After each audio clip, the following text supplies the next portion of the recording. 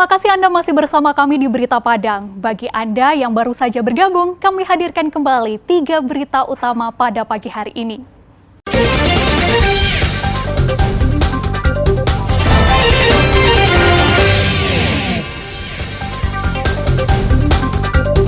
Kembali terjadi, lelaki Parubaya cabuli pelajar putra sebuah SMP di Pariaman.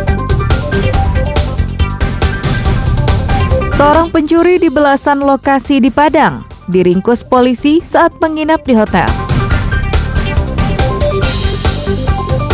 Terjaring razia parkir liar, emak-emak adu mulut dengan petugas Dinas Perhubungan Padang.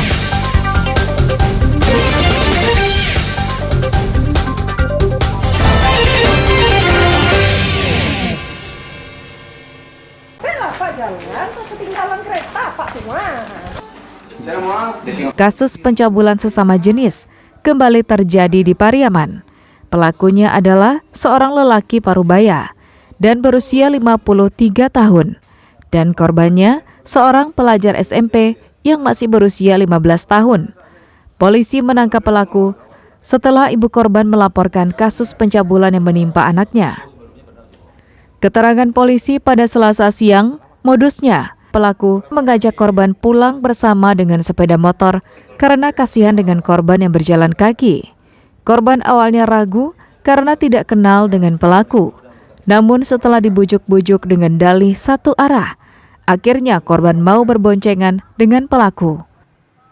Namun di tengah jalan, korban kembali dibujuk untuk singgah di sebuah warung di lokasi objek wisata Pariaman. Korban ditawari akan diberi uang dan dibiayai sekolahnya hingga taman, asalkan mau meladeni nafsu bejatnya. Korban mencoba melawan, namun kalah tenaga. Di dalam warung di pinggir jalan itulah korban dicabuli.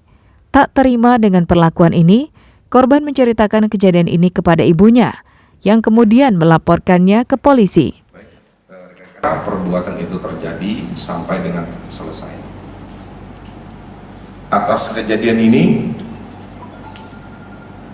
setelah pulang, korban menceritakan kepada orang tuanya, dan atas kejadian ini, orang tua korban yaitu ibunya datang untuk melapor ke Polres. Selain menangkap pelaku, polisi juga menyita pakaian korban dan pelaku sebagai barang bukti. Pelaku dijerat dengan pasal 81 Undang-Undang Nomor 17 Tahun 2016 tentang perlindungan anak dengan ancaman kurungan 15 tahun penjara. Eki Rafki melaporkan dari Pariaman. Gini ko may superwin kadang na. Sejumlah anggota tim Opsnal Polsek Padang Utara meringkus seorang pencuri di sebuah hotel di daerah Khatib Sulaiman, pusat kota Padang pada Selasa malam. Oki Nago ditangkap petugas tanpa perlawanan. Dari hasil pemeriksaan di lokasi, petugas menyita barang bukti sejumlah perhiasan emas yang dicurinya. Polisi kemudian membawa pelaku ke rumah salah satu korbannya di kawasan Gunung Pangilun. Di tempat ini, pelaku menjelaskan caranya masuk ke dalam rumah dan menggasak harta benda.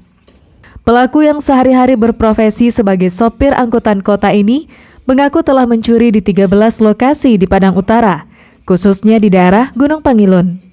Selain barang curiannya, petugas juga menyita sebuah telepon genggam. Dari data polisi, pelaku seorang residivis atas kasus yang sama dan baru 2 bulan yang lalu keluar dari lembaga pemasyarakatan Padang. Modusnya, pelaku mengintai rumah sasaran yang sepi, lalu menggasak barang berharga berupa perhiasan hingga uang tunai. Semua hasil jarahannya digunakan untuk berfoya-foya. Soalnya si Oki Nago ini sudah merupakan residivis yang cukup meresahkan di daerah Padang Utara, khususnya di daerah Gunung Pangilun.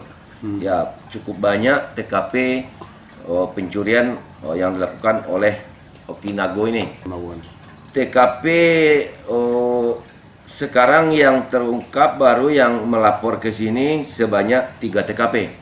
Dari TKP yang kami rekon pagi itu adalah berkisaran 13 TKP. Kini, Oki Nago diperiksa secara intensif di Mapolsek Padang Utara. Polisi masih mengembangkan kasusnya. Alfi melaporkan dari Padang. Tadi ketua ngambil handphone. Pengurusan yang tadi itu ke rumah.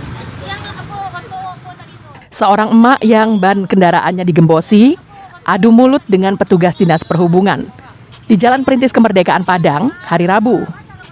Emak ini protes karena ban mobilnya digembosi. Padahal dia hanya parkir sebentar saja karena ada urusan di sebuah instansi pemerintah. Namun petugas dengan tenang dan memberikan penjelasan karena parkir di badan jalan yang ada di pelang larangan. Selain mobil, petugas juga menggembosi ban sepeda motor yang banyak parkir di atas trotoar. Sebab trotoar berfungsi untuk pejalan kaki dan bukan tempat parkir sepeda motor. Penertiban dilakukan oleh petugas gabungan dari Dinas Perhubungan, Satpol PP, dan SK4 terhadap kendaraan yang parkir sembarangan. Selain menggembosi ban mobil dan sepeda motor, petugas juga mengenakan denda kepada pemilik kendaraan. Selain itu, kendaraan yang ditinggal pemiliknya berhari-hari diderek petugas ke kantor Dinas Perhubungan Padang untuk diberikan sanksi lebih lanjut. Ya betul, kegiatan ini akan kita lakukan terus-menerus, ya karena inilah fungsi kita sebagai pengawasan terhadap lalu lintas. Ya artinya kalau tidak kita tertibkan terus-menerus, kalau kita pembiaran, nah ini tetap akan berkembang terus, ya parkir liar ini. Penertiban terhadap kendaraan yang parkir bukan pada tempatnya ini akan terus dilakukan petugas. Alfi melaporkan dari Padang.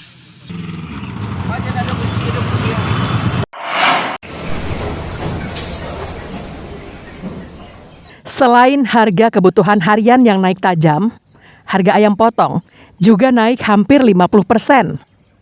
Biasanya daging ayam hanya dijual Rp30.000 per kilogram.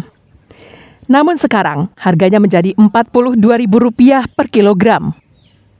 Satu ekor ayam biasanya dijual Rp75.000 per ekor. Sekarang dijual dengan harga Rp85.000 per ekor.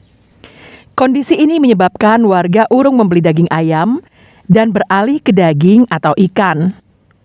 Akibatnya bisa ditebak, pasar ayam pun menjadi sepi. Seperti yang dipantau pada Rabu siang, para pedagang lebih banyak duduk-duduk dan bermain gadget sambil menunggu pembeli datang. Kalaupun masih ada aktivitas jual beli, itu karena pelanggan mereka yang rutin datang berbelanja. Lesunya pembelian ayam, dampak dari harga daging ayam yang hampir setiap hari naik. Biasanya, kenaikan harga-harga ini terjadi 2 pekan sebelum masuknya bulan Ramadan. Namun kini sebulan sebelum itu, harga daging ayam sudah naik tajam.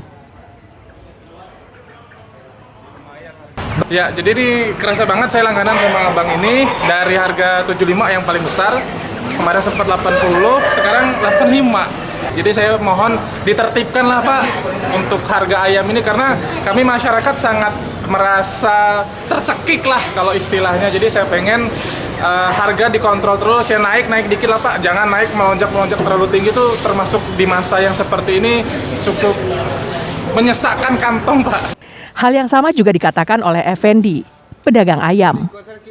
Menurut lelaki tua yang telah berjualan ayam sejak tahun 1980 ini, kenaikan harga daging ayam jelang Ramadan selalu terjadi. 32, ya.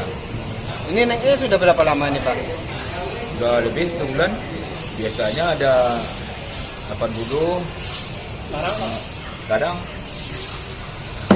40, 30, menurun jauh turunnya.